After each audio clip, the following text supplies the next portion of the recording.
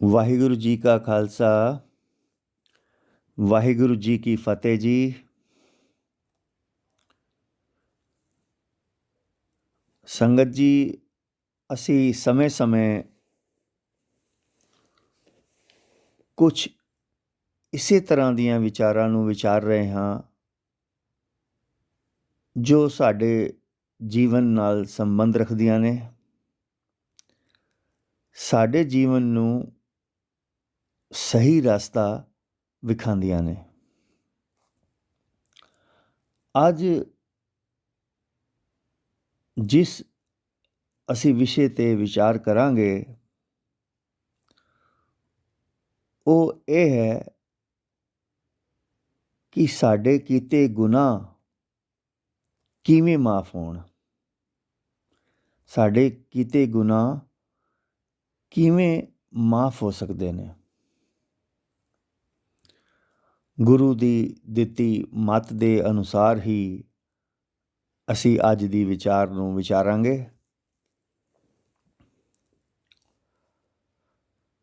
ਸੰਗਤ ਜੀ, ਦੋ ਤਰ੍ਹਾਂ ਦੇ ਲੋਕ ਨੇ। ਪਹਿਲੇ ਉਹ ਨੇ ਜਿਨ੍ਹਾਂ ਦਾ ਇਹ ਮੰਨਣਾ ਹੈ ਕਿ ਸਾਡੇ ਜੀਵਨ ਵਿੱਚ ਗੁਨਾਹ ਬਹੁਤ ਨੇ, ਪਾਪ ਅਤੇ ਅਪਰਾਧ ਬਹੁਤ ਨੇ। ਜਦੋਂ ਸਾਡਾ ਜੀਵਨ ਬਿਲਕੁਲ ਪਵਿੱਤਰ ਹੋ ਜਾਏਗਾ, ਪਾਵਨ ਹੋ ਜਾਏਗਾ, ਅਸੀਂ ਉਦੋਂ ਗੁਰਦੁਆਰਾ ਸਾਹਿਬ ਜਾਵਾਂਗੇ, ਉਦੋਂ ਹੀ ਗੁਰਬਾਣੀ ਪੜ੍ਹਾਂਗੇ, ਉਦੋਂ ਹੀ ਗੁਰੂ ਵਾਲੇ ਬਣਾਂਗੇ। ਇਹ ਪਹਿਲੀ ਤਰ੍ਹਾਂ ਦੇ ਲੋਕ ਹੀ ਨੇ ਜੋ ਇਹ ਸੋਚਦੇ ਨੇ ਕਿ ਅਸੀਂ ਤਾਂ ਪਾਪੀ ਹਾਂ, ਪਾਪ ਬਹੁਤ ਕਰਦੇ ਹਾਂ, ਗੁਰਦੁਆਰਾ ਸਾਹਿਬ ਹੁਣ ਕਿਵੇਂ ਜਾਈਏ। ਗੁਨਾਹ ਕਰਕੇ ਧਰਮ ਕਰਨ ਦਾ ਕੋਈ ਅਰਥ ਨਹੀਂ ਹੈ। ਪਰ ਸੰਗਤ ਜੀ, ਜਿਨ੍ਹਾਂ ਲੋਕਾਂ ਦੀ ਇਹ ਸੋਚ ਹੁੰਦੀ ਹੈ ਕਿ ਅਸੀਂ ਜਦ ਤੱਕ ਪੂਰੀ ਤਰ੍ਹਾਂ ਪਾਕ ਅਤੇ ਪਵਿੱਤਰ ਜਦ ਤੱਕ ਨਹੀਂ ਹੋ ਜਾਂਦੇ, ਗੁਰੂ ਵਾਲੇ ਨਹੀਂ ਬਣਨਾ, ਉਹ ਪੂਰੀ ਤਰ੍ਹਾਂ ਗਲਤ ਹੈ। ਇਹ ਤਾਂ ਉਸੇ ਤਰ੍ਹਾਂ ਹੀ ਹੈ ਕਿ ਕੋਈ ਬਿਮਾਰ ਬੰਦਾ ਕਹੇ ਕਿ ਮੈਂ ਠੀਕ ਹੋਣ ਤੋਂ ਬਾਅਦ ਹੀ ਡਾਕਟਰ ਕੋਲ ਜਾਣਾ ਹੈ, ਪਹਿਲਾਂ ਡਾਕਟਰ ਕੋਲ ਜਾ ਕੇ ਮੈਂ ਕੀ ਕਰਾਂਗਾ। ਜਾਂ ਇਸ ਤਰ੍ਹਾਂ ਕਹਿ ਲਓ ਕਿ ਮੈਂ ਪਹਿਲੇ ਤੈਰਨਾ ਸਿੱਖਾਂਗਾ, ਫਿਰ ਪਾਣੀ ਵਿੱਚ ਉਤਰਾਂਗਾ। ਜਾਂ ਪਹਿਲਾਂ ਮੈਂ BA ਜਾਂ MA ਜਾਂ ਹੋਰ ਕੋਈ ਪੜ੍ਹਾਈ ਕਰ ਲਵਾਂ, ਫਿਰ ਸਕੂਲ ਜਾਵਾਂਗਾ। ਇਸ ਤਰ੍ਹਾਂ ਦਾ ਬੰਦਾ ਸੰਗਤ ਜੀ ਕਦੇ ਵੀ ਪਾਕ ਨਹੀਂ ਹੋ ਸਕਦਾ, ਕਦੇ ਵੀ ਪਵਿੱਤਰ ਨਹੀਂ ਹੋ ਸਕਦਾ, ਕਦੇ ਵੀ ਗੁਰੂ ਵਾਲਾ ਉਹ ਬੰਦਾ ਨਹੀਂ ਬਣ ਸਕਦਾ। ਕਿਉਂਕਿ ਡਾਕਟਰ ਕੋਲ ਜਾ ਕੇ ਹੀ ਆਰਾਮ ਮਿਲਣਾ ਹੈ, ਪਾਣੀ ਵਿੱਚ ਜਾ ਕੇ ਹੀ ਤੈਰਨਾ ਆਉਣਾ ਹੈ, ਸਕੂਲ ਵਿੱਚ ਜਾ ਕੇ ਹੀ ਪੜ੍ਹਨਾ ਜਾਂ ਲਿਖਣਾ ਆਉਣਾ ਹੈ। ਹੁਣ ਦੂਸਰੀ ਤਰਫ ਉਹ ਲੋਕ ਨੇ ਜੋ ਅਪਰਾਧ ਤਾਂ ਕਰ ਬੈਠਦੇ ਨੇ, ਪਾਪ ਕਰ ਬੈਠਦੇ ਨੇ ਅਤੇ ਆਪਣੇ ਅਪਰਾਧ ਨੂੰ ਹੀਨ ਭਾਵਨਾ ਬਣਾ ਕੇ ਬੈਠ ਜਾਂਦੇ ਨੇ। ਇਹ ਸੋਚਦੇ ਰਹਿੰਦੇ ਨੇ ਕਿ ਭਾਈ ਹੁਣ ਅਸੀਂ ਗੁਰੂ ਕੋਲ ਕਿਵੇਂ ਜਾਈਏ, ਅਸੀਂ ਤਾਂ ਗੁਨਾਹਗਾਰ ਹਾਂ, ਅਸੀਂ ਹੁਣ ਜੋ ਹੈ ਗੁਰੂ ਕੋਲ ਜਾਣ ਦੇ ਕਾਬਿਲ ਹੀ ਨਹੀਂ ਹਾਂ।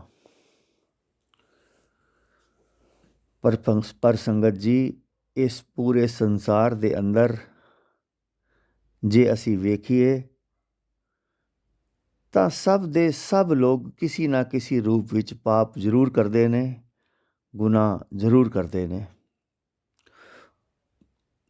ਕੋਈ ਵੀ, ਜੀ ਹਾਂ, ਕੋਈ ਵੀ ਇਸ ਪੂਰੀ ਕਾਇਨਾਤ ਦੇ ਵਿੱਚ ਪਾਕ ਜਾਂ ਪਵਿੱਤਰ ਪੂਰੀ ਤਰ੍ਹਾਂ ਨਹੀਂ ਹੈ। ਗਲਤੀਆਂ ਸਭ ਕਰਦੇ ਨੇ। ਹਾਂ, ਸਿਰਫ ਗਿਣਤੀ ਦਾ ਫਰਕ ਹੋ ਸਕਦਾ ਹੈ ਕਿ ਕੋਈ ਥੋੜ੍ਹੀਆਂ ਕਰਤਾ ਹੈ, ਕੋਈ ਬਹੁਤੀਆਂ ਗਲਤੀਆਂ ਕਰਦਾ ਹੈ। ਪਾਤਸ਼ਾਹ ਦਾ ਬਾਣੀ ਦੇ ਵਿੱਚ ਵਚਨ ਹੈ, ਅਸੀਂ ਖੱਤੇ ਬਹੁਤ ਕਮਾਉਂਦੇ, ਕਿਛ ਅੰਤ ਨਾ ਪਾਰਾਵਾਰ। ਭਾਵ ਅਸੀਂ ਬਹੁਤ ਅਪਰਾਧ ਕਰਦੇ ਹਾਂ। ਕਿੰਨੇ ਅਪਰਾਧ ਕਰਦੇ ਹਾਂ, ਇਸ ਦੀ ਤਾਂ ਗਿਣਤੀ ਹੀ ਨਹੀਂ ਹੈ।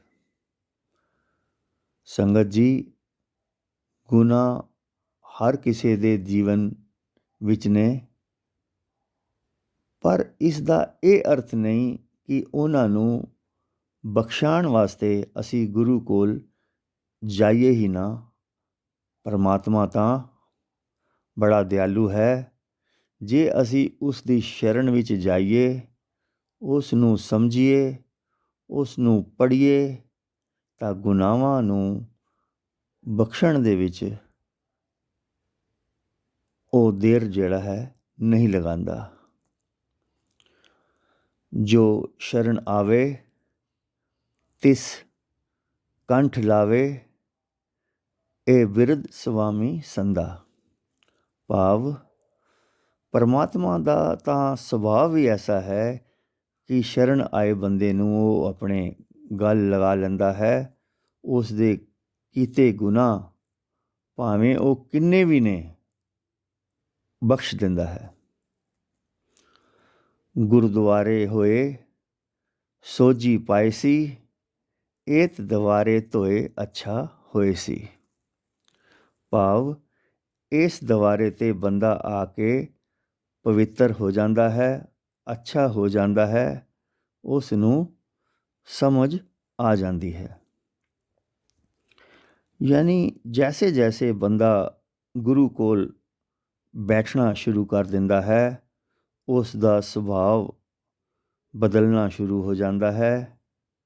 ਅੰਦਰ ਦੀ ਈਰਖਾ ਮਰਨੀ ਸ਼ੁਰੂ ਹੋ ਜਾਂਦੀ ਹੈ, ਦਵੇਸ਼ ਖਤਮ ਹੋ ਜਾਂਦਾ ਹੈ, ਵੈਰ ਮੁੱਕਣਾ ਸ਼ੁਰੂ ਹੋ ਜਾਂਦਾ ਹੈ।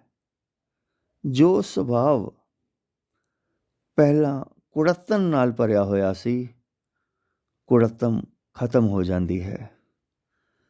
ਪਹਿਲਾਂ ਉਹ ਕਿਸੇ ਨਾਲ ਮਿੱਠਾ ਨਹੀਂ ਸੀ ਬੋਲਦਾ, ਉਸ ਦਾ ਸੁਭਾਅ ਹੁਣ ਮਿੱਠ ਬੋਲੜਾ ਹੋ ਜਾਂਦਾ ਹੈ।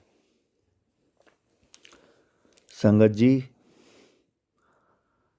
ਬੰਦੇ ਦੇ ਕੀਤੇ ਗੁਨਾਹ ਦੀ ਸੀਮਾ ਹੈ, ਪਰ ਉਸ ਸਰਵ ਸ਼ਕਤੀਮਾਨ, ਉਸ ਅਕਾਲ ਪੁਰਖ ਦੀ ਸਾਡੇ ਗੁਨਾਹਾਂ ਨੂੰ ਮਾਫ ਕਰਨ ਦੀ ਕੋਈ ਸੀਮਾ ਨਹੀਂ ਹੈ। ਉਹ ਪਲ ਵਿੱਚ ਹੀ ਸਾਰੇ ਗੁਨਾਹ ਧੋ ਦਿੰਦਾ ਹੈ। ਸੋ ਅੱਜ ਦੀ ਵਿਚਾਰ ਦੇ ਵਿੱਚ ਇਹ ਸਾਹਮਣੇ ਆਉਂਦਾ ਹੈ ਕਿ ਜੇਕਰ ਅਸੀਂ ਇਹ ਸੋਚਦੇ ਰਹੀਏ ਕਿ ਪਹਿਲਾਂ ਮੈਂ ਪਾਪ ਛੱਡਾਂਗਾ, ਗੁਨਾਹ ਕਰਨਾ ਬੰਦ ਕਰਾਂਗਾ, ਫਿਰ ਗੁਰੂ ਵਾਲਾ ਬਣਾਂਗਾ, ਉਹ ਦਿਨ ਕਦੀ ਵੀ ਨਹੀਂ ਆਏਗਾ।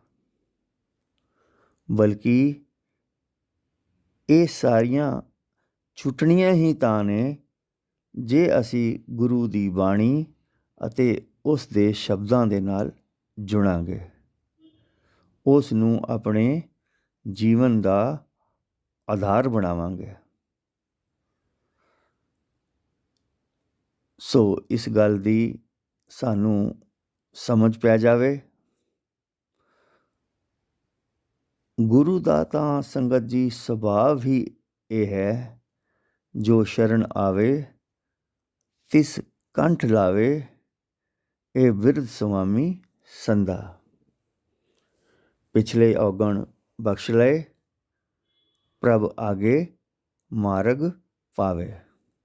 ਭਾਵ ਪਿਛਲੇ ਸਾਡੇ ਕੀਤੇ ਅਵਗੁਣ, ਸਾਡੇ ਕਿਸੇ ਵੀ ਤਰ੍ਹਾਂ ਦੇ ਮਾੜੇ ਕੰਮ ਉਹ ਬਖਸ਼ ਦਿੰਦਾ ਹੈ ਅਤੇ ਅੱਗੇ ਸਾਨੂੰ ਸੋਝੀ ਦੇ ਦਿੰਦਾ ਹੈ।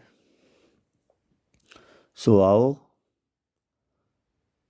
ਅਸੀਂ ਗੁਰੂ ਵਾਲੇ ਬਣੀਏ, ਗੁਰਬਾਣੀ ਪੜ੍ਹਨੀ ਅਤੇ ਸੁਣਨੀ ਸ਼ੁਰੂ ਕਰੀਏ ਅਤੇ ਉਸ ਦੇ ਸ਼ਬਦ ਦੇ ਨਾਲ ਜੁੜੀਏ। ਅੱਜ ਦੀ ਵਿਚਾਰ ਇੰਨੀ ਹੀ। ਇਸੇ ਤਰ੍ਹਾਂ ਦੀਆਂ ਜੀਵਨ ਨੂੰ ਸੇਧ ਦੇਣ ਵਾਲੀਆਂ, ਜੀਵਨ ਨੂੰ ਬਿਹਤਰ ਕਰਨ ਵਾਲੀਆਂ ਵਿਚਾਰਾਂ ਅਸੀਂ ਅੱਗੇ ਵੀ ਕਰਦੇ ਰਹਾਂਗੇ। ਇਸ ਨਾਲ ਜੁੜੇ ਰਹਿਣਾ ਜੀ। ਹੋਈਆਂ ਭੁੱਲਾਂ ਨੂੰ ਸੰਗਤ ਮਾਫ਼ ਕਰੇ ਜੀ। ਵਾਹਿਗੁਰੂ ਜੀ ਕਾ ਖਾਲਸਾ, ਵਾਹਿਗੁਰੂ ਜੀ ਕੀ ਫਤਿਹ ਜੀ।